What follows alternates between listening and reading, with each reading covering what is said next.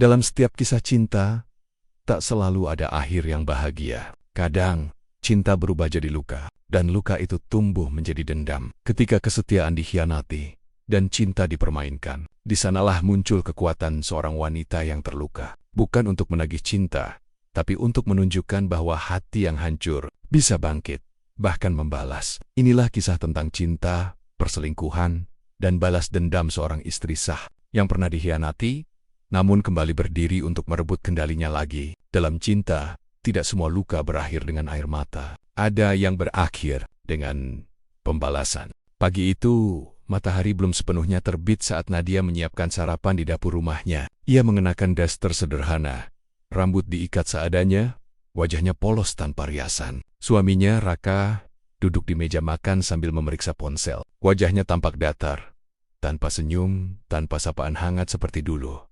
"Mas, hari ini pulangnya jangan malam-malam ya, aku mau ajak makan di luar. Udah lama banget kita nggak makan bareng," ucap Nadia dengan nada lembut. Mencoba menjaga kehangatan yang mulai pudar, Raka hanya menatap ponselnya sambil menjawab singkat, "Lihat nanti, aku ada rapat sore. Bisa jadi lembur." Nadia menatap suaminya. Dulu Raka selalu tersenyum setiap kali diajak bicara.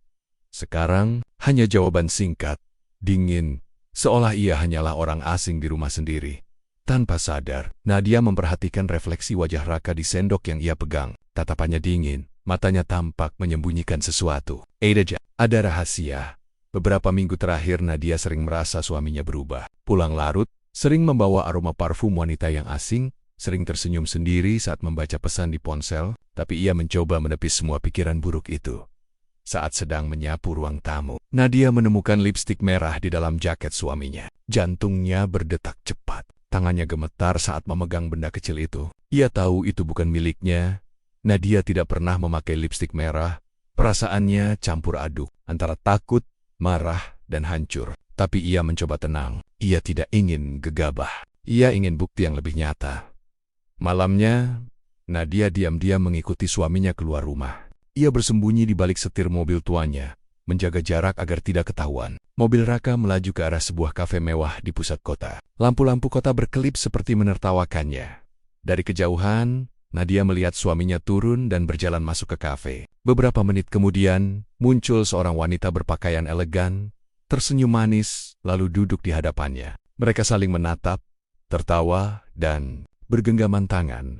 Air mata Nadia menetes tanpa suara. Dunia terasa runtuh. Ia ingin berteriak, ingin masuk dan menampar keduanya. Tapi langkahnya berat. Ia hanya bisa memandangi dari balik kaca, menahan isak, seolah menelan seluruh rasa sakit sendirian wanita itu. Alia, sahabat lamanya semasa kuliah, perempuan yang dulu sering curhat soal patah hati, perempuan yang pernah tidur di rumahnya saat kesulitan, perempuan yang dulu ia bantu bangkit, dan kini, perempuan itu merebut suaminya. Setelah malam itu, Nadia tak bisa tidur. Wajah Raka dan Alia terus menghantui pikirannya. Setiap kali Raka pulang, Nadia berpura-pura tak tahu. Ia tetap menyiapkan makanan, tetap melayani seperti biasa, tapi hatinya perlahan membeku. Sampai suatu malam, saat Raka sedang mandi, Nadia mengambil ponselnya. Ia membuka pesan yang selama ini disembunyikan. Pesan dari Alia. "Aku nggak sabar pengen hidup bareng kamu, Mas. Dia nggak cocok buatmu. Kamu pantas dapat yang lebih. Nanti aku siapin rumah kecil buat kita berdua ya, Mas. Aku pengen hidup tenang bareng kamu." Mata Nadia basah. Tangannya bergetar. Ia menutup ponsel pelan, mencoba menahan tangis agar suaminya tak mendengar. Di cermin, ia menatap dirinya sendiri. Wajah letih, mata sembab, dan hati penuh luka. Di sanalah muncul tekad baru dalam dirinya. Ia tidak akan diam. Ia tidak akan jadi korban selamanya. Keesokan paginya, Nadia berpura-pura seperti biasa. Ia menyiapkan sarapan, bahkan menyiapkan dasi untuk suaminya. "Mas, semangat ya hari ini. Aku percaya kamu bisa sukses kerja. Aku doain selalu," ucapnya lembut sambil tersenyum. Raka tersenyum singkat lalu pergi. Tak tahu bahwa senyum istrinya kini penuh rencana. Begitu mobil Raka keluar dari halaman, wajah Nadia berubah. Sorot matanya tajam, rahangnya mengeras. Ia mengambil buku catatan kecil dari laci dan mulai menulis sesuatu. Rencana dendam. Kumpulkan bukti perselingkuhan, bangun kembali kepercayaan diri. Tunjukkan siapa yang sesungguhnya kalah. Jangan nangis lagi. Bikin mereka berdua hancur dengan cara elegan Nadia menutup bukunya. Wajahnya tenang, Tapi dalam hatinya api dendam mulai menyala. Ia bukan lagi perempuan yang lemah. Ia bukan lagi istri yang hanya bisa diam. Ia akan bangkit dan membuat mereka berdua menyesal telah mengkhianati cinta yang tulus. Malamnya, ia mulai berubah. Ia mulai merawat diri, memakai pakaian rapi, merias wajahnya dengan percaya diri. Ia belajar bisnis online, menonton seminar motivasi, membaca buku pengembangan diri. Setiap hari, ia menatap cermin dan berkata pada dirinya sendiri, "Kau kuat, Nadia. Kau berharga. Kau akan bangkit." Perubahan itu mulai terlihat. Raka mulai heran. "Tumben kamu dandan begini?" tanyanya suatu pagi. Nadia tersenyum samar. "Aku cuma sadar, aku juga pantas bahagia." Raka mengangguk pelan, tidak menyadari bahwa kebangkitan istrinya adalah awal dari kehancuran dirinya sendiri. Di atas tempat tidur, Nadia memandang langit-langit kamar. Ia berbisik pelan, "Kalian telah memilih jalan kalian sendiri. Sekarang, giliran aku yang memilih caraku membalas." Dan malam itu menjadi awal dari sebuah kisah balas dendam yang dingin, elegan, dan menyakitkan. Karena cinta yang dikhianati selalu punya cara untuk membalas. Tapi hati Nadia justru membara. Setelah malam panjang penuh air mata, ia kini melangkah dengan kepala tegak. Hari ini, ia tidak lagi menjadi perempuan yang hanya bisa menunggu dan memaafkan. Hari ini ia akan mulai menulis babak baru hidupnya. Babak di mana luka menjadi senjata dan kesabaran menjadi racun bagi pengkhianat. Setelah mengantar Raka berangkat kerja, Nadia menatap pintu rumah yang perlahan tertutup. Wajahnya tenang, tapi pikirannya sudah tersusun rapi. Ia duduk di ruang tamu, membuka laptop, lalu mengetik sesuatu dengan cepat. Tangannya tak gemetar lagi. Ia mencari segala informasi tentang Alia, perempuan yang telah merusak rumah tangganya. Dalam beberapa menit, layar menampilkan profil Alia, pekerja di sebuah butik ternama, sering menghadiri acara sosial, aktif di media sosial, dan baru saja membuka usaha kecil di bidang fashion. Nadia tersenyum tipis. "Kau sibuk membangun karier ya? Baiklah, aku akan masuk lewat sana," gumamnya. Nadia datang ke butik tempat Alia bekerja. Rambutnya kini terurai rapi, wajahnya dihiasi riasan lembut, dan pakaian yang ia kenakan elegan. Tidak ada lagi bayangan istri rumahan yang polos dan lugu. Ia tampak berwibawa, berkelas. Begitu masuk, mata Alia melebar kaget. Ia hampir menjatuhkan berkas di tangannya. "Nadia," suaranya bergetar. Nadia tersenyum lembut. "Hai Alia, lama nggak ketemu. Aku dengar kamu kerja di sini. Makanya aku mampir. Mau beli baju, sekalian silaturahmi." Alia mencoba tersenyum, tapi matanya menyiratkan kegelisahan. Ia tidak tahu apakah Nadia sudah tahu segalanya. "Oh iya, silakan. Ada banyak model baru di sini." "Wah, keren banget. Kamu cocok banget kerja di tempat kayak gini. Dulu aku ingat banget kamu suka dunia fashion," jawab Nadia dengan nada ramah, tapi tatapannya tajam seperti pisau. Mereka berjalan berdua menyusuri butik. Setiap kata Nadia terdengar manis, tapi mengandung racun halus. "Aku salut banget Alia. Kamu bisa kerja, bisa urus hidupmu sendiri. Hebat. Dulu aku pikir kamu tipe yang gampang nyerah. Ternyata enggak ya." Alia hanya tertawa canggung. "Hehe, iya, semua orang berubah." "Ya, betul," balas Nadia sambil menatapnya dalam. "Semua orang bisa berubah kalau sudah pernah dikhianati." Alia terdiam, tubuhnya. Tapi Nadia berlagak tidak menyadari, lalu berpamitan dengan senyum lebar. Sebelum keluar, ia berbalik dan berkata, "Kapan-kapan kita ngopi bareng?" "Ya, banyak yang pengen aku ceritain." Langkah Nadia mantap keluar butik. Senyum di bibirnya penuh makna. "Permainan dimulai," bisiknya. Malamnya, di rumah, Raka datang dengan wajah lelah. "Kamu kemana aja hari ini?" tanya. Nadia menjawab ringan. "Keluar, belanja, ketemu teman lama juga." "Oh ya, siapa?" "Alia," jawab Nadia cepat, lalu menatap reaksi suaminya. Raka mendadak kaku. Tangannya berhenti membuka dasi. "Alia?" Nadia mengangguk. "Iya, teman kuliah kita dulu. Ternyata dia kerja di butik. Kamu masih ingat dia kan?" Raka tersenyum kaku. "Oh, iya, ingat. Aku kira kamu udah lupa sama dia." "Lupa? Gimana bis? Dia dulu sahabatku." Nadia tersenyum tenang sambil menyajikan teh di meja. Tapi di balik senyum itu, ia memperhatikan setiap gerak wajah suaminya. Ia tahu benar, kebohongan selalu meninggalkan jejak di mata. Beberapa hari berikutnya, Nadia mulai memperluas rencananya. Ia mengunjungi butik itu beberapa kali, membeli baju, memberi pujian, bahkan membantu mempromosikan di media sosial. Alia mulai sedikit tenang, mengira Nadia benar-benar tidak tahu apapun. Alia bahkan mengajaknya minum kopi di kafe dekat kantor. Mereka duduk berdua di pojok ruangan. Aku senang kamu datang, Nat. Jujur, aku dulu takut banget kamu marah, ujar Alia sambil tersenyum kaku. Marah? Kenapa aku harus marah? Tanya Nadia pelan sambil menatap lurus ke mata Alia. Alia terdiam, gugup. Enggak, maksudku, aku dulu sempat jarang kabar. Takut kamu salah paham. Nadia hanya menatapnya. Lalu tersenyum samar. Tenang, aku bukan tipe orang yang gampang marah. Aku cuma percaya, semua perbuatan pasti ada balasannya. Entah cepat, entah lambat. Alia menelan ludah. Kata-kata itu menancap di benaknya. Di rumah, Nadia mulai mengumpulkan bukti lebih dalam. Ia menyewa seorang teman fotografer untuk diam-diam mengawasi Raka foto-foto masuk ke ponselnya. Raka dan Alia tertangkap kamera sedang berdua di restoran, bergandengan tangan di parkiran, bahkan berpelukan di mobil. Nadia menatap setiap foto itu tanpa air mata. Tidak ada lagi tangisan, hanya senyum dingin di sudut bibirnya. Bagus, kalian kasih aku semua yang aku butuh, ucapnya lirih. Ia menyimpan semua bukti itu rapi di dalam map hitam. Ia sudah tahu kemana arah langkahnya nanti. Tapi, belum sekarang. Ia ingin mereka merasa aman dulu, merasa aman lalu baru ia hancurkan semuanya sekaligus. Suatu malam, Raka mengajak Nadia makan malam. Wajahnya tampak sedikit hangat. Mungkin karena perubahan sikap istrinya. Nad, kamu sekarang beda banget. Lebih cantik, lebih percaya diri. Aku suka, ucapnya sambil memegang tangan Nadia. Nadia tersenyum, menatapnya lembut. Terima kasih, Mas.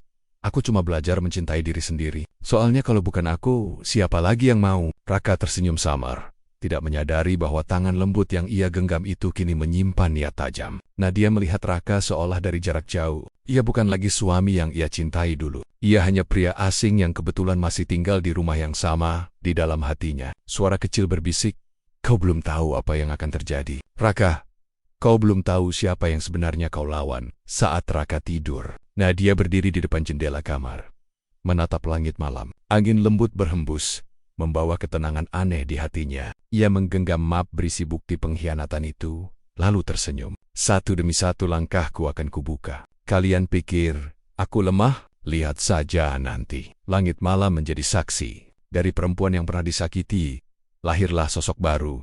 Nadia yang penuh kendali, penuh strategi, dan siap menuntut balas dengan cara paling elegan. Pagi itu, suasana rumah tampak tenang. Nadia duduk di ruang makan sambil menyesap kopi. Wajahnya tampak teduh, tapi penuh perhitungan. Di meja depannya, Raka bersiap berangkat kerja. Mereka terlihat seperti pasangan harmonis dari luar. Tapi di balik senyum itu, masing-masing menyembunyikan rahasia besar. Raka pamit seperti biasa, mengecup kening istrinya, lalu bergegas ke mobil. Tapi Nadia tahu kemana tujuan suaminya setelah itu. Bukan langsung ke kantor, tapi ke sebuah kafe kecil di sudut kota, tempat mereka biasa bertemu. Begitu Raka pergi, Nadia mengambil ponselnya, membuka pesan dari fotografer yang ia sewa. Target keluar rumah jam 7:40. Tujuan, Kafe Rindu Senja, wanita yang sama, akan saya kirimkan foto-foto terbaru sore nanti. Nadia mengetik balasan singkat, Teresko. Jangan sampai kehilangan jejak. Ia menatap layar ponsel itu beberapa detik, lalu meletakkannya perlahan di meja. Bibirnya tersenyum kecil. Main terus, Mas.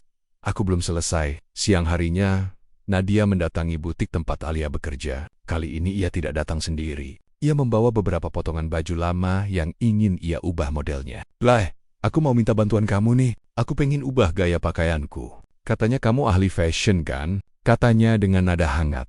Alia tersenyum, sedikit lega. Tentu, Nad.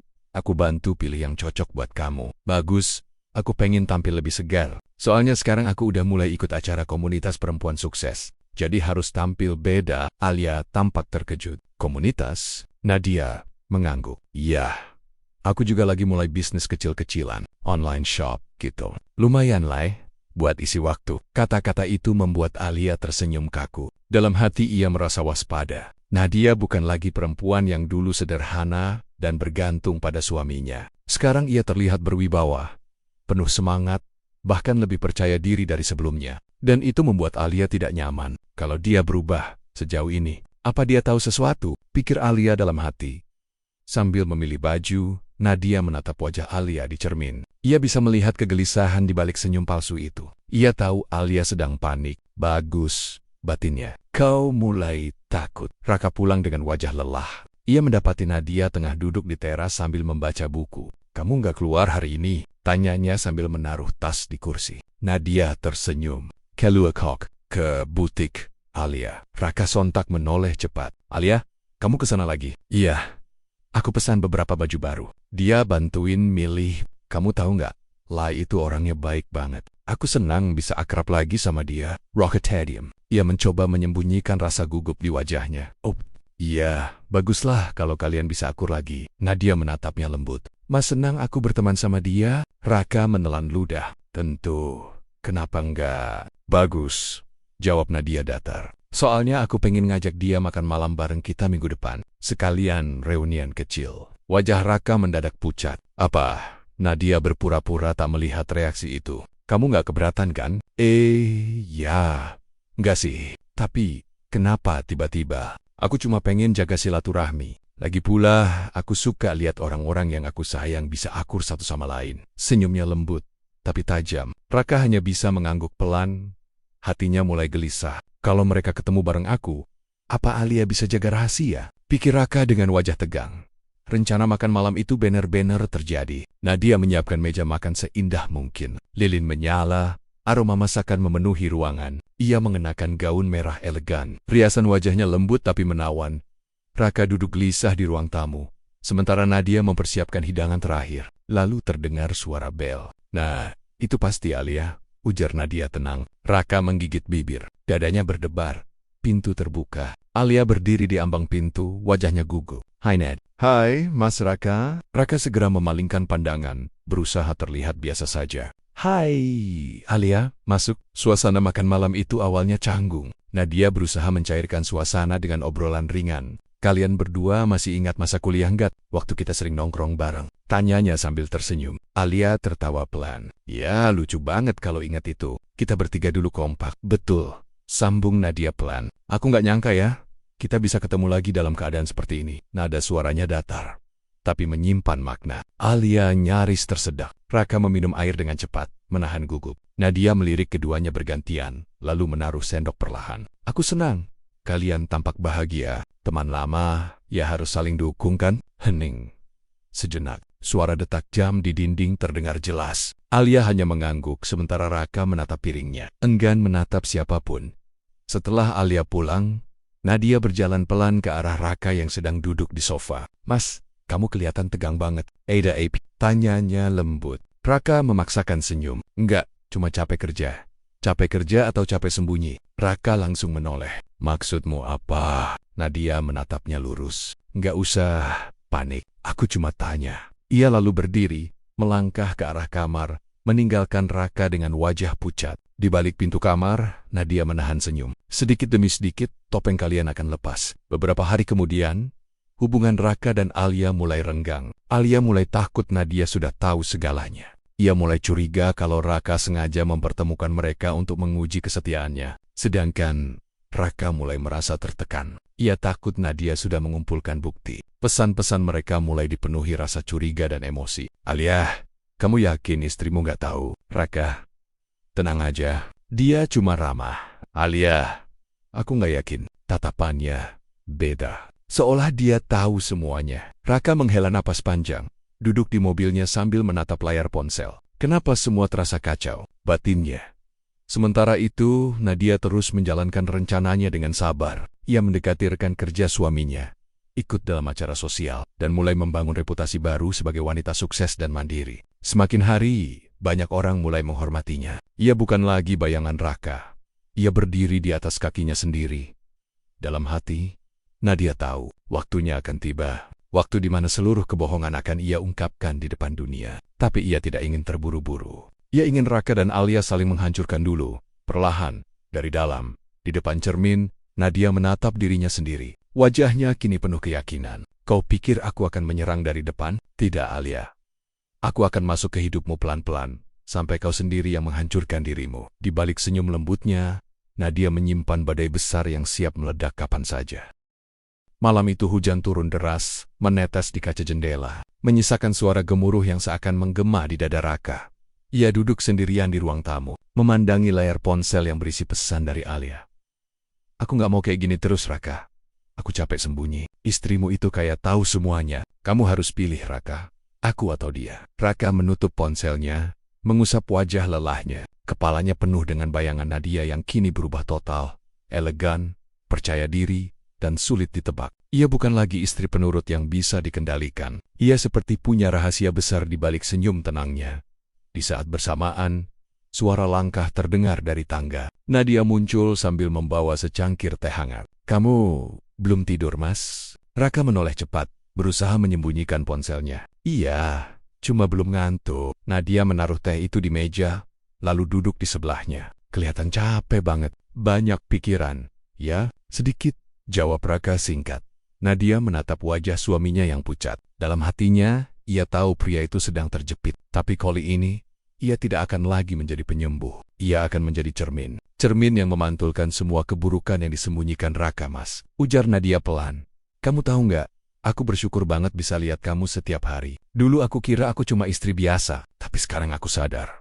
Aku lebih dari itu." Raka menatapnya heran. "Maksud?" Nadia tersenyum tipis. "Kau akan tahu nanti." Ia berdiri dan berjalan ke kamar, meninggalkan Raka dengan jantung berdebar dan pikiran kacau.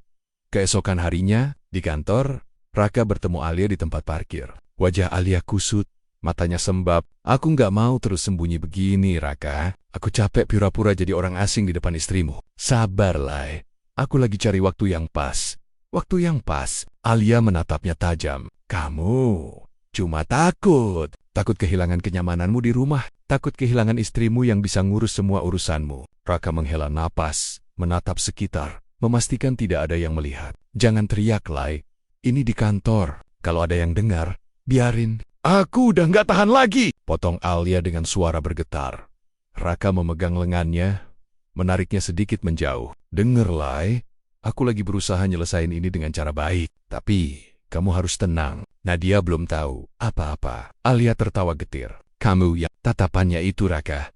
Tatapan orang yang tahu segalanya tapi pura-pura bodoh. "Aku nggak mau jadi bahan permainannya." Raka terdiam. Ia tahu Alia tidak sepenuhnya salah. Setiap kali Nadia menatapnya, ada sesuatu di balik mata itu. Tatapan yang membuatnya merasa telanjang.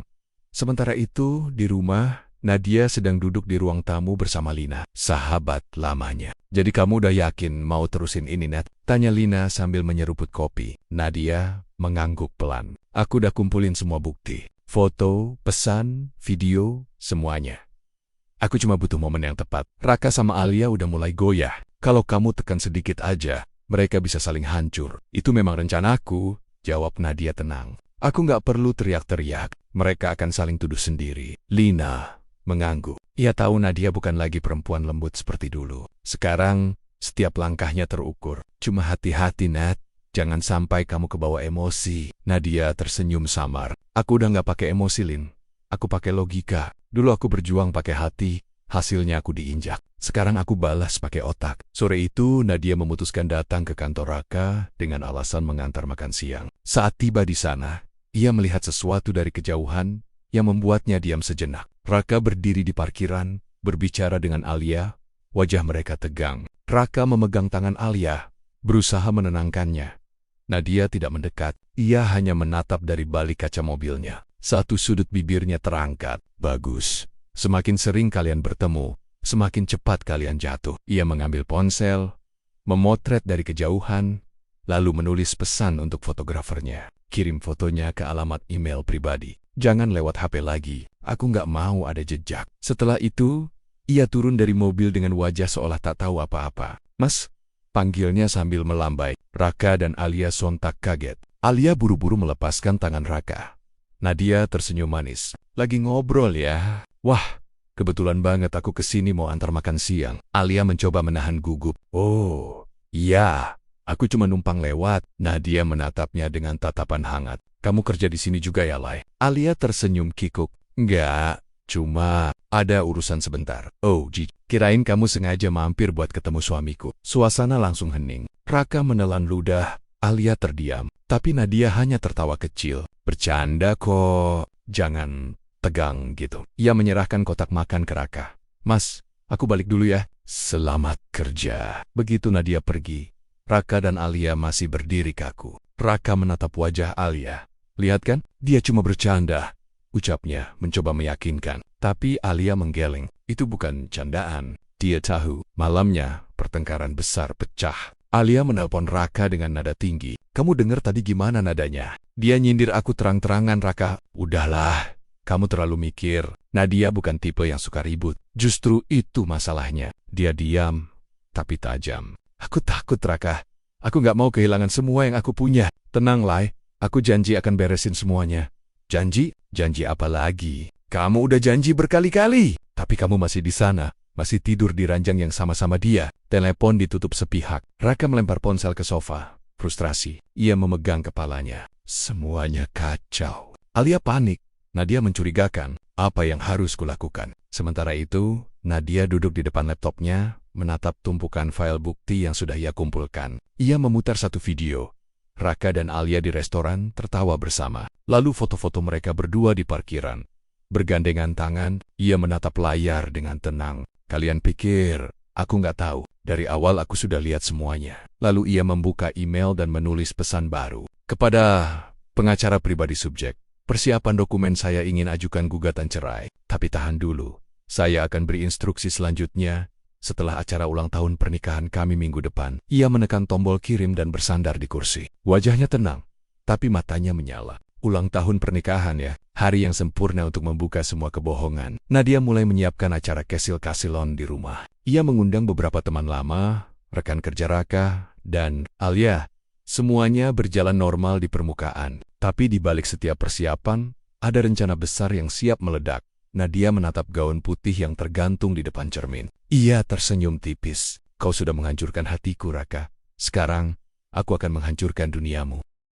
Rumah besar milik Raka dan Nadia tampak sibuk. Para pegawai catering Kellywear masuk membawa piring, bunga, dan dekorasi bertema putih emas. Hari itu, tepat ulang tahun pernikahan mereka yang ke-10. Momen yang seharusnya penuh kebahagiaan. Tapi bagi Nadia, hari itu bukan sekadar perayaan. Itu adalah panggung pembalasan. Nadia berdiri di depan cermin, mengenakan gaun putih sederhana. Ia memandangi pantulan dirinya dengan senyum tipis. Di tangannya, sebuah cincin pernikahan lama masih melingkar. Bukan lagi simbol cinta, tapi bukti luka yang akan ia ubah jadi kekuatan. Hari ini, bukan aku yang akan menangis. Bisiknya pelan. Dari luar, terdengar suara Raka berbicara dengan tamu. Suaranya terdengar ceria, pura-pura bahagia. Padahal di dalam dirinya, ia gelisah. Beberapa hari terakhir, sikap Nadia terlalu tenang. Ia tidak lagi bertanya, tidak menuduh, tidak marah. Tapi justru itu yang membuat Raka takut. Kalau dia tahu, kenapa dia masih bertingkah seolah semuanya baik-baik saja? Pikir Raka cemas. Beberapa tamu mulai berdatangan. Lina, sahabat Nadia, datang lebih awal membantu memastikan semua berjalan sesuai rencana. Kamu yakin mau lakuin ini di depan semua orang, Nat? Tanya Lina pelan sambil merapikan bunga di meja. Nadia tersenyum. Kalau aku lakukan diam-diam, mereka akan tetap berpikir aku cuma korban. Aku mau mereka tahu siapa sebenarnya yang mereka kasihanin. Raka, tanya Lina dan Alia. Jawab Nadia tenang. Lina menatap sahabatnya lama. Kamu udah siap lihat ekspresi mereka nanti? Nadia menatap lenggit-lenggit sebentar, lalu menarik napas panjang. Aku udah siap. Justru aku mau lihat siapa di antara mereka yang paling kuat bertahan setelah topengnya runtuh. Siang menjelang sore, acara dimulai. Musik lembut terdengar dari sudut ruangan. Tamu-tamu bercakap sambil menikmati hidangan. Di tengah keramaian, Raka sibuk menyapa satu persatu, memamerkan senyum palsunya. Hingga langkah seseorang membuatnya terpaku. Alia datang. Ia mengenakan gaun merah tua yang mencolok. Rambutnya disanggul anggun. Semua mata menoleh. Alia melangkah masuk dengan percaya diri, tapi matanya sempat melirik gugup ke arah Raka. Raka membeku. Ia tidak menyangka Alia benar-benar datang. Kenapa dia ke sini? Ini gila! Gumamnya panik. Tapi sebelum ia sempat menghampiri, Nadia sudah lebih dulu berjalan ke arah Alia. Dengan senyum ramah, Nadia merentangkan tangan. Alia, wah, aku senang banget kamu datang. Alia berusaha menahan gugup, membalas senyumnya. IYA... Aku kebetulan diundang. Jadi, ya dong, kamu harus datang. Aku yang minta kamu hadir. Potong Nadia dengan nada lembut tapi penuh makna. Beberapa tamu memperhatikan interaksi mereka. Suasana jadi agak canggung, tapi Nadia tetap bersikap hangat. Silakan duduk, Lai. Nikmatin acaranya ya. Alia hanya bisa mengangguk. Ia melirik Raka, yang wajahnya mulai pucat. Nadia berbalik ke arah suaminya, senyumnya tetap indah. Ayo mas, kita potong kue dulu. Acara berlanjut dengan pidato singkat dari Raka. Ia mencoba bersuara tenang, meski tangannya gemetar. Hari ini, 10 tahun aku dan Nadia bersama. Banyak suka duka yang kita lewati. Aku bersyukur punya istri seperti Nadia. Perempuan sabar, kuat, dan luar biasa. Tamu-tamu bertepuk tangan. Nadia berdiri di sampingnya, tersenyum. Tapi di balik senyum itu, ada badai besar yang sebentar lagi akan meledak. Setelah potong kue dan toast kecil, Nadia memegang mikrofon. Sekarang, izinkan aku ngomong sebentar. Ucapnya tenang. Ruangan langsung hening. Semua mata tertuju padanya. Aku bersyukur sudah 10 tahun membangun rumah tangga ini. Tapi, aku juga belajar banyak. Tatapannya beralih ke arah Raka. Belajar bahwa cinta tanpa kejujuran hanya akan jadi penjara. Dan kepercayaan, kalau disia-siakan, bisa berubah jadi senjata. Wajah Raka langsung berubah. Ia melangkah sedikit maju, mencoba menghentikan. Nadia, ini bukan waktu yang tepat. Tepat sekali. Potong Nadia sambil menatapnya tajam. Hari ulang tahun pernikahan kita. Hari di mana semua orang berpikir kita bahagia. Ia menoleh ke arah layar besar di belakang mereka. Dengan isyarat tangannya, Lina memutar video yang sudah disiapkan. Layar menyala, dan semua orang melihatnya. Video rekaman Alia dan Raka di restoran, tertawa mesra. Foto mereka berdua di parkiran, bergandengan tangan. Chat mesra yang muncul bergantian di layar. Ruangan langsung gaduh. Suara bisik-bisik mulai terdengar di antara tamu. Beberapa menatap Alia dengan pandangan terkejut. Sebagian lain memandangi Raka dengan kecewa. Alia berdiri gemetar. Nadia, aku bisa jelaskan apa, Lai? Tanya Nadia datar. Tentang bagaimana kamu ngerebut suami orang. Atau tentang janji kalian buat ninggalin aku diam-diam. Raka mencoba mendekat. Nat, denger aku dulu. Nadia mundur selangkah. Aku udah cukup lama dengar kebohonganmu, Raka. Sekarang giliran kamu yang dengar. Ia memutar tubuhnya, menatap para tamu. 10 tahun aku hidup dengan orang yang aku pikir setia. Aku kira aku istri yang gak cukup baik. Makanya dia nyari yang lain. Tapi ternyata bukan aku yang kurang. Cuma dia yang rakus. Suasana semakin tegang. Raka hanya bisa menunduk, sementara Alia mulai menangis. Nadia menatap mereka satu persatu. Kalian berdua pantas dapat satu sama lain. Kalian pantas saling menghancurkan. Setelah itu, Nadia melepas cincin di jarinya, menaruhnya di atas meja. Mulai malam ini, aku bebas. Aku nggak akan lagi ngemis cinta dari orang yang nggak tahu arti kesetiaan. Ia menyerahkan sebuah map ke tangan Raka. Di dalamnya, surat cerai dan semua bukti perselingkuhanmu. Aku harap kamu tanda tangani secepatnya. Karena mulai besok, aku bukan istrimu lagi. Semua tamu terdiam. Hanya suara hujan di luar yang terdengar samar. Nadia menatap Raka untuk terakhir kalinya. Terima kasih udah ngajarin aku cara berdiri sendiri. Dan terima kasih juga buat luka yang kamu kasih. Karena dari situ aku belajar jadi kuat. Ia berbalik, berjalan meninggalkan ruangan dengan langkah mantap. Gaun putihnya berkibar, bagai simbol dari kebebasan yang baru. Di belakangnya, Raka terduduk lemas, memegang map itu sambil menatap kosong. Alia menandok, air matanya mengalir deras. Nadia duduk sendirian di mobil, memandangi cincin di tangannya yang kini sudah lepas. Lina duduk di sebelahnya, diam-diam menghapus air mata haru. Kamu yakin gak nyesel, Nat? Nadia tersenyum kecil. Dulu aku takut kehilangan dia, tapi sekarang aku sadar. Aku justru baru nemuin diriku sendiri. Mobil itu melaju perlahan meninggalkan rumah yang dulu penuh kenangan, tapi kini hanya menyisakan kebohongan. Dan untuk pertama kalinya, Nadia merasa benar-benar merdeka. Sudah 2 bulan sejak malam itu.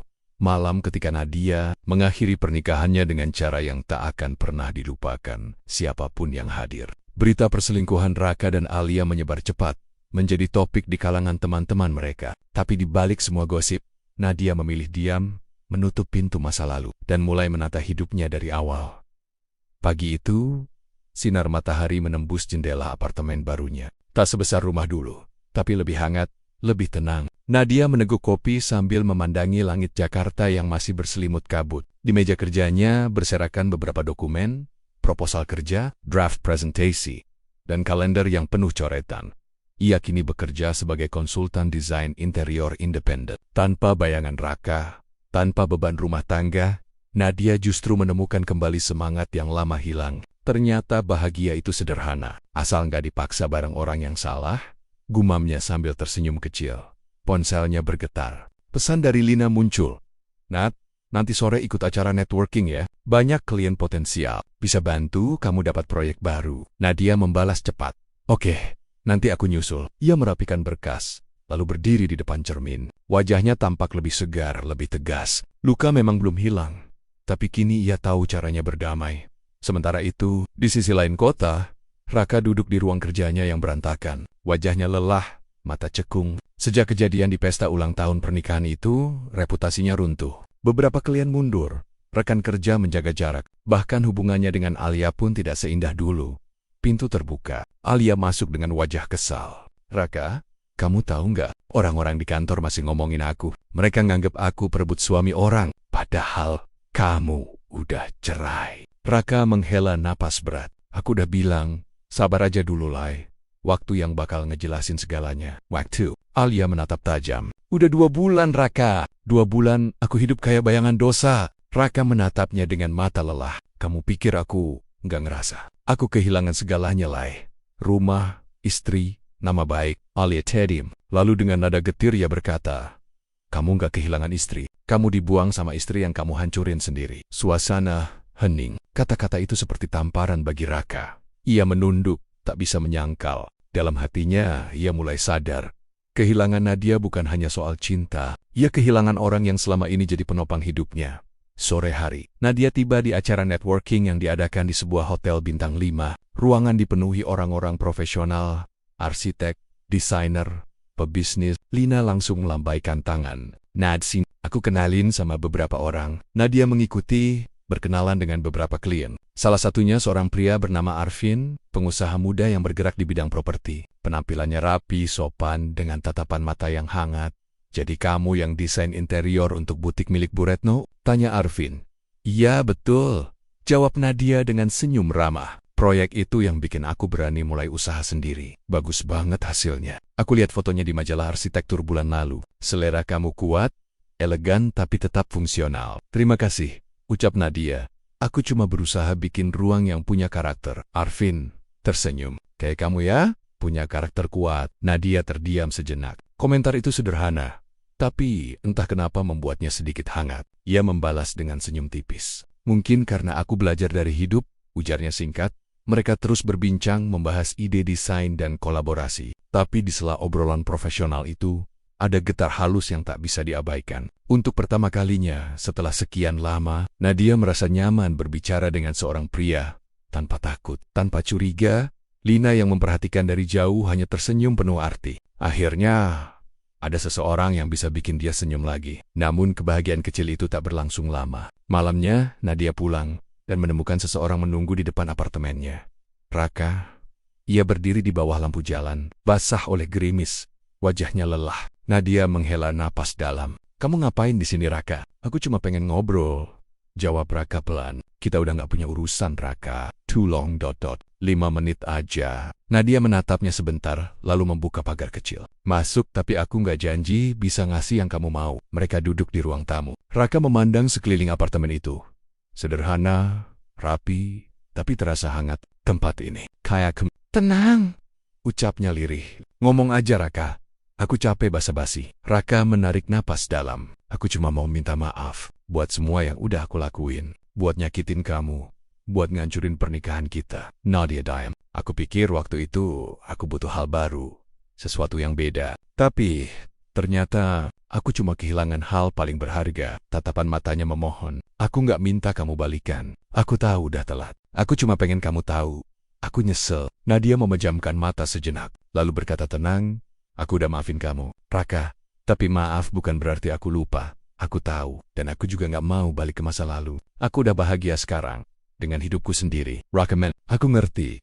Cuma, kalau suatu hari kamu butuh bantuan, berhenti, Raka. Nadia memotong dengan lembut tapi tegas. Kamu bukan bagian dari hidupku lagi. Aku nggak butuh kamu jadi penyelamat. Aku udah nyelamatin diriku sendiri. Suasana hening. Raka menatapnya lama, lalu berdiri. Aku harap kamu benar-benar bahagia, Nad. Aku udah, jawab Nadia mantap. Raka melangkah keluar, meninggalkan Nadia sendiri di ruang tamu. Tapi kali ini, Nadia tak menangis. Ia hanya tersenyum kecil. Akhirnya dia lihat siapa aku sebenarnya. Nadia menerima panggilan dari Arvin. Nadia, aku tertarik kerja bareng kamu. Kita lagi bangun proyek apartemen di Bandung. Dan aku pengen kamu jadi lead designer. Nadia terkejut. Serius. Aku suka konsep dan gayamu. Dan aku percaya kamu bisa bawa sentuhan baru. Nadia tersenyum. Terima kasih, Arvin. Aku terima. Bagus. Nanti kita bahas detailnya sambil makan malam ya. Bolt. Setelah telepon ditutup, Nadia menatap jendela apartemennya. Hatinya bergetar. Mungkin ini awal dari lembaran baru. bukan hanya dalam karier, tapi juga dalam perasaan. Namun jauh di sana, Alia memandangi layar ponselnya dengan tatapan penuh dendam. Ia baru saja melihat foto Nadia dan Arvin dari acara networking, diunggah oleh salah satu media. Jadi, kamu udah bisa senyum ya, Nat? Kita lihat aja seberapa lama kebahagiaanmu bertahan. Alia melempar ponselnya ke sofa. Kalau aku nggak bisa bahagia, kamu juga nggak akan tenang. Sementara Nadia tersenyum memandang masa depan. Bayangan dari masa lalu mulai bergerak diam-diam, membawa rencana baru untuk menghancurkan ketenangan yang baru ia bangun. Karena dalam hidup, kebahagiaan yang diperjuangkan dengan luka selalu diuji lagi dengan badai. Beberapa minggu berlalu sejak Nadia menerima proyek besar dari Arvin. Setiap harinya terasa sibuk, tapi menyenangkan. Ia kembali merasakan semangat bekerja bukan karena ingin membuktikan sesuatu, tapi karena ia benar-benar mencintai apa yang ia lakukan. Pagi itu, Nadia tiba di kantor proyek Bandung, sebuah gedung baru yang masih dalam tahap pembangunan. Ia mengenakan kemeja putih dan celana hitam rapi. Di tangannya ada map berisi sketsa desain interior. "Selamat pagi, Bu Nadia," sapa salah satu staf proyek. "Pagi, kita langsung ke ruang rapat ya. Aku mau review progres minggu ini." Sesampainya di ruang rapat, Arvin sudah duduk di ujung meja, menyambutnya dengan senyum hangat. "Nat, kamu makin sibuk ya? Telat 10 menit nih, godanya ringan." Nadia tersenyum kecil. "Macet, Vin. Tadi sempat mampir beli kopi buat tim." "Enggak apa-apa kan?" "Wah, malah bagus. Semangat jadi double," jawab Arvin sambil tertawa. Pertemuan berjalan lancar. Nadia menjelaskan konsep ruang utama, pemilihan warna, dan pencahayaan alami. Setiap ide yang ia paparkan disambut positif oleh tim. Arvin memperhatikannya dengan tatapan kagum. Dia bukan cuma pintar, tapi juga punya visi, batin Arvin. Setelah rapat selesai, Arvin memanggil Nadia untuk makan siang bersama di restoran dekat proyek. "Aku pengen bahas detail tambahan untuk area lounge, tapi santai aja. Sekalian makan siang," ujarnya. Nadia mengangguk. "Boleh, tapi jangan bahas kerjaan mulu ya, capek juga otakku." Di restoran itu, suasana hangat terasa. Mereka berbincang bukan hanya soal pekerjaan, tapi juga kehidupan. "Kamu nggak pernah cerita, Nat.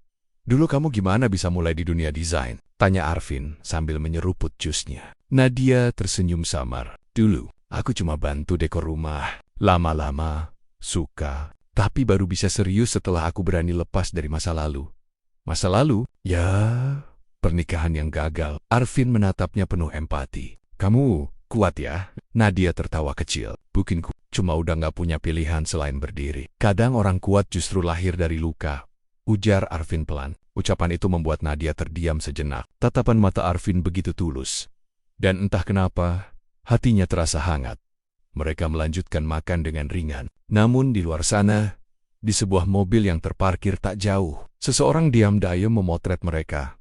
Alia, ia mengikuti Nadia sejak pagi. Wajahnya menyimpan kebencian yang membara. "Kamu pikir hidupmu bakal semudah itu, Nat?" gumamnya penuh amarah.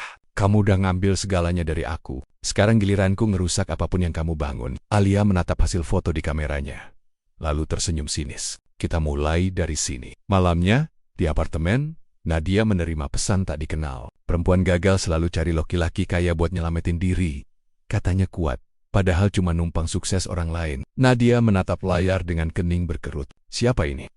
Ia tidak membalas, hanya menghapus pesan itu. Tapi tak lama kemudian, pesan lain masuk, berisi foto dirinya makan bersama Arvin siang tadi.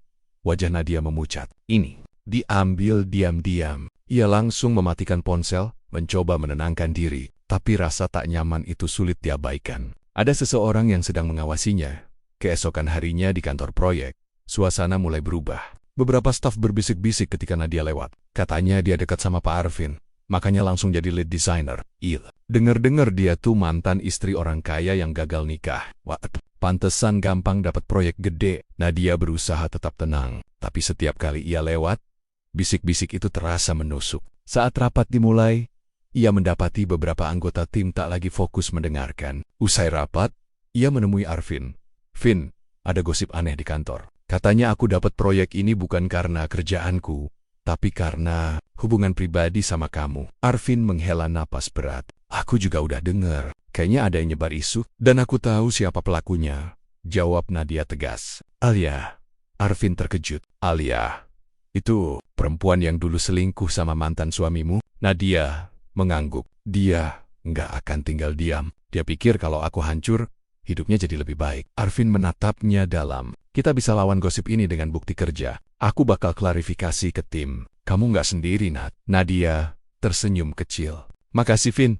Aku nggak minta kamu belain aku cuma pengen semua tahu kebenaran. Arvin menggeleng pelan. Aku belain bukan karena kasihan. Aku tahu kamu pantas dihargai. Ucapan itu membuat dada Nadia hangat, tapi sekaligus juga membuatnya takut. Aku belum siap buka hati. Tapi kenapa rasanya aku mulai nyaman? Di sisi lain kota, Alia duduk di kafe sambil memandangi layar laptop. Ia menulis komentar anonim di forum arsitektur, menyebarkan gosip tentang desainer wanita yang naik karena hubungan pribadi dengan kliennya. Biarkan dunia lihat wajah aslimu, Nat.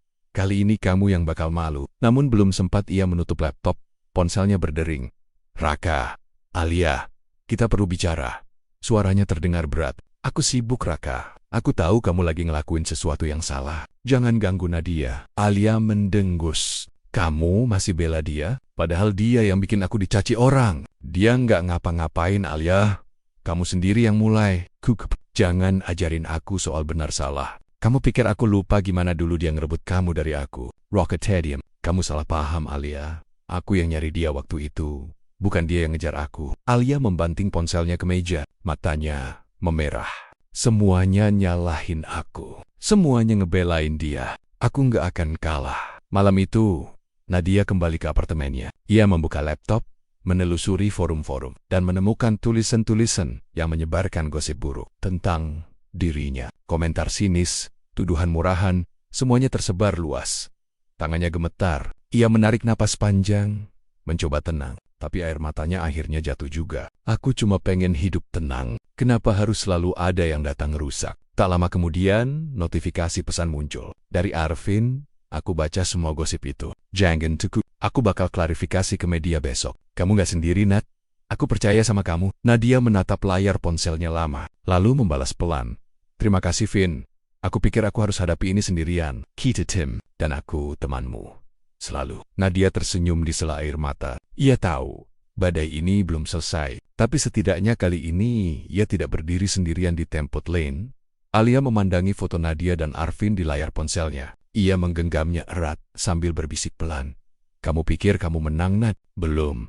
Aku akan pastikan semua orang ninggalin kamu. Sama kayak kamu ninggalin aku dalam gelap. Ia menatap langit malam dari jendela apartemennya. Di matanya, dendam menyala semakin kuat. Kalau aku jatuh, kamu juga harus ikut tenggelam. Nadia duduk di balkon, memandangi lampu kota yang berkelip. Hatinya campur aduk, takut, marah, tapi juga penuh tekad. Kali ini aku nggak akan kabur. Aku bakal lawan. Aku udah cukup lama diam, dan di antara semua kekacauan itu, muncul satu hal baru yang belum pernah ia rasakan sejak lama. Keberanian untuk mempercayai seseorang lagi.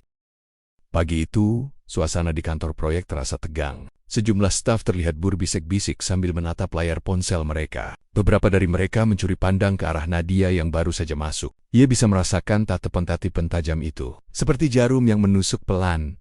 Begitu duduk di ruangannya, Nadia langsung membuka laptop, dan saat itulah dadanya terasa sesak. Sebuah artikel baru muncul di salah satu situs gosip bisnis. Desainer cantik naik daun berkat hubungan gelap dengan klien tajir. Sumber terpercaya menyebut, wanita ini sebelumnya gagal dalam rumah tangga, dan kini berusaha bangkit dengan cara instan, mendekati pemilik proyek besar, demi keuntungan pribadi. Di bawah tulisan itu, terpampang fotonya bersama Arvin saat makan siang di restoran beberapa hari lalu. Foto itu diambil dari sudut jauh, tapi cukup jelas untuk membuat siapapun mengenalinya. Tangan Nadia gemetar. Astika, bisiknya pelan. Pintu ruangannya terbuka. Arvin masuk dengan wajah serius. Nad, aku baru baca. Media udah mulai ikut-ikutan. Nadia menatapnya cemas. Aku nggak tahu harus gimana, Vin.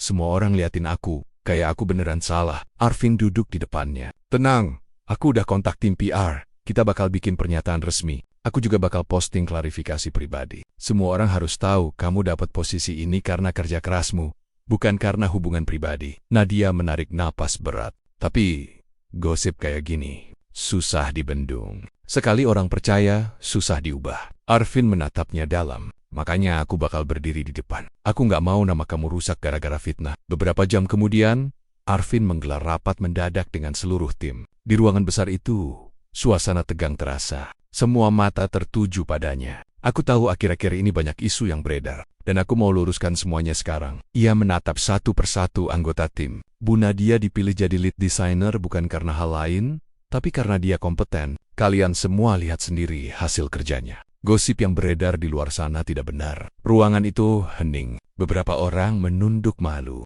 Nadia berdiri di samping Arvin, berusaha tetap tegar walau hatinya terasa perih. Tapi di sudut ruangan, ada satu staf wanita yang diam-diam merekam video klarifikasi itu. Ia tersenyum kecil sambil mengirimkannya ke seseorang. Alia. Beberapa hari kemudian, video klarifikasi itu beredar di media sosial. Tapi alih-alih meredam gosip, video itu justru dimanfaatkan Alia untuk memutar balik fakta. Ia mengedit potongan video tersebut, menghapus sebagian kalimat Arvin, lalu menulis caption provokatif. Lihat bagaimana klien bela motivation wanita ini. Bukti cinta atau bukti hubungan spesial? Komentar pun bermunculan. Wah, jelas banget nih ada apa-apanya. Klasik, perempuan pakai daya tarik buat naik jabatan. Arvin tuh klien besar. Pasti banyak yang mau deketin. Nadia membaca komentar-komentar itu sambil menahan air mata. Ia memeluk tubuhnya sendiri di sofa, berusaha menenangkan diri. Aku nggak ngakuin apa-apa, bisiknya lirih. Ponselnya berdering. Telepon dari Raka. Nat, kamu baik-baik aja? Enggak, Rak. Gosipnya makin parah. Mereka muter balikin semua. Raka menarik napas di seberang sana. Aku udah curiga Alia yang dibalik semua ini. Aku coba ngomong sama dia, tapi dia udah buta, Net. Dia ngerasa kamu ngerebut segalanya dari dia. Nadia menunduk. Padahal aku cuma pengen hidup tenang. Aku nggak minta semua ini. Aku bakal bantu cari bukti. Kalau ada jejak digital yang nunjukin Alia nyebar fitnah, aku bakal serahkan ke pengacara. Nadia terjiung. Kamu masih mau bantu aku setelah semua yang terjadi di antara kita? Aku salah di masa lalu, Nat. Setidaknya kali ini aku pengen ngelakuin hal yang benar. Air mata Nadia jatuh, tapi kali ini bukan karena lemah. Terima kasih. Malamnya, Nadia memutuskan menginap di kantor untuk menyelesaikan desain akhir ruang lounge. Ia tak mau pikiran buruk terus menguasai kepalanya. Namun sekitar pukul 11 malam, lampu kantor tiba-tiba padam. Suara langkah kaki terdengar dari koridor. Nat, kamu masih di sini? Suara Arvin terdengar dari ujung lorong. Nadia keluar dari ruangannya. Iya, aku kira kamu udah pulang. Aku balik lagi, mau ambil berkas. Ternyata kamu belum pulang juga. Mereka berdua tertawa kecil, mencoba mencairkan suasana. Arvin menatap wajah Nadia yang diterangi cahaya lembut dari lampu darurat. Kamu tahu, Nat, aku kagum sama kamu. Di tengah semua fitnah, kamu tetap kerja sebaik ini. Nadia menatapnya ragu. Aku harus kuat, Vin. Kalau aku nyerah, orang-orang itu menang. Arvin melangkah mendekat, menatapnya lembut. Kamu nggak sendiri. Aku di sini. Tatapan mereka bertemu.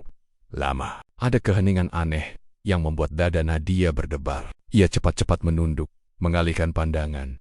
Kita mending lanjutin kerja aja, ya? Arvin tersenyum. Iya, tentu. Sementara itu, Alia duduk di ruang kerjanya, menatap layar laptop dengan senyum puas. Ia baru saja membaca komentar-komentar pedas di postingannya. Bagus, biar nama kamu hancur pelan-pelan, Net. Namun tiba-tiba pintu kantornya terbuka. Raka berdiri di ambang pintu. Wajahnya penuh amarah. Cukup, Alia! Kamu sadar nggak? Apa yang kamu lakuin bisa dipidanain. Alia bangkit, membalas tatapannya tajam. Kamu datang mau ceramah lagi. Aku nggak butuh simpati kamu. Aku nggak simpati. Kamu berubah jadi orang yang nggak aku kenal. Alia tertawa sinis. Orang yang kamu nggak kenal? Kamu lupa siapa yang kamu tinggalin demi perempuan itu? Aku tinggalin karena kamu udah main di belakangku duluan. Jangan salahin orang lain buat kesalahanmu sendiri. Tamparan keras mendarat di pipi Raka. Alia menatapnya dengan mata basah. Aku cinta kamu, Rak. Tapi kamu hancurin aku. Sekarang aku cuma punya satu tujuan. Hancurin dia juga. Raka menggeleng pelan. Kalau kamu terusin ini, kamu nggak cuma kehilangan aku. Alia, kamu kehilangan segalanya. Ia pun pergi meninggalkan ruangan, membiarkan Alia terisak dalam kesepian. Keesokan paginya, Nadia mendapat panggilan dari pihak media yang meminta wawancara. Kami ingin klarifikasi langsung, Bu Nadia. Banyak yang ingin tahu kebenaran di balik hubungan Anda dengan Pak Arvin. Nadia menghela napas panjang. Ia tahu, diam hanya akan memperburuk keadaan. Baik, saya akan bicara. Di ruang konferensi, kamera sudah terpasang. Nadia duduk tegak, wajahnya tegas. Saya Nadia Putri, desainer interior yang saat ini bekerja sama dengan Pak Arvin dalam proyek Bandung. Semua kabar miring yang beredar tidak benar. Saya mendapatkan proyek ini murni karena kualifikasi dan pengalaman saya. Dan saya akan membuktikannya lewat hasil kerja saya. Ia menatap kamera lurus. Saya juga berharap Masyarakat berhenti menilai perempuan hanya dari gosip dan asumsi. Kami bisa berdiri di tempat ini bukan karena siapa yang kami kenal, tapi karena kerja keras kami sendiri. Setelah wawancara itu tayang, banyak komentar positif mulai bermunculan. Wah, keren banget caranya ngomong. Salut! Tetap elegan di tengah fitnah. Akhirnya ada klarifikasi langsung. Arvin tersenyum bangga saat melihat rekaman itu. Kamu luar biasa, Nat. Namun jauh di sana, Alia menatap layar TV dengan tatapan penuh benci. Tangannya mengepal. Belum selesai. Aku belum kalah. Malam itu, Nadia pulang dengan perasaan sedikit lega. Tapi baru saja ia membuka pintu apartemennya, langkahnya terhenti. Di depan pintu, ada amplop coklat. Ia membukanya perlahan. Isinya foto-foto lama, dirinya bersama Raka, dan sebuah catatan bertuliskan, masa lalu selalu punya cara buat datang lagi. Siap-siap kehilangan segalanya. Nadia menatap foto-foto itu, wajahnya memucat. Apalagi ini? Siapa yang ngelakuin? Dan dari kejauhan, di dalam mobil yang terparkir, Alia tersenyum dingin sambil menatapnya. Kita lihat, Nat. Kamu kuat nggak waktu masa lalu kamu aku buka semuanya?